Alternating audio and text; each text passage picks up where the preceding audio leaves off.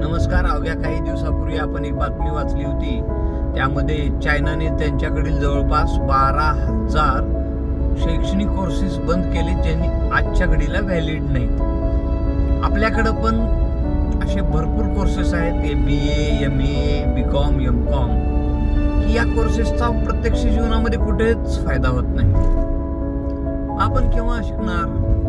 हजारो कोटी रुपये आपण त्या कर्मचाऱ्यांना पगार रूपी देणार आणि तेच त्यांना BA, MA सारखे विषय जे वाचन करून किंवा YouTube, गुगलच्या माध्यमानं सहज समजू शकतात, असे विषय शिकवण्यासाठी हजारो लाखो रुपये देऊन कर्मचारी ठेवून आपण काय साध्य करत आहोत? त्याऐवजी काळानुरूप बदल करून नवीन टेक्निकल कोर्सेस सुरू करणे, त्यासाठी टेक्निकल नवतरुणांना प्रोत्साहित करणे, या बाबीकडे आपण केव्हा लक्ष देणार?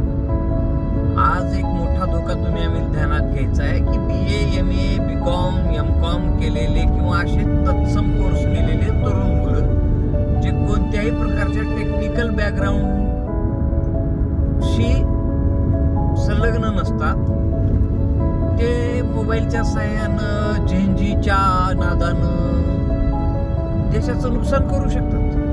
त्यांना वाटू शकतं आम्ही सुशिक्षित आहोत, उच्च शिक्षित आहोत आणि आम्हाला शासन नोकऱ्या देत नाही.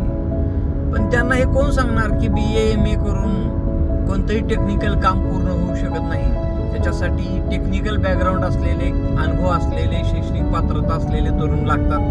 हे त्यांना तुम्ही आम्ही सांगू शकत नाही आणि सांगून त्यांना समजणार नाही. त्यासाठी शासनाने त्वरित अशा प्रकारचे अटेक्निकल कोर्सेस जे काळानुरूप सुसंगत राहिले नाहीत ते बंद करण्यामध्येच शहाणपण आहे. हे जेवढं लवकर आपण करू तेवढं लवकर आपण योग्य रस्त्यावर आलो असं समजायला हरकत नाही. धन्यवाद.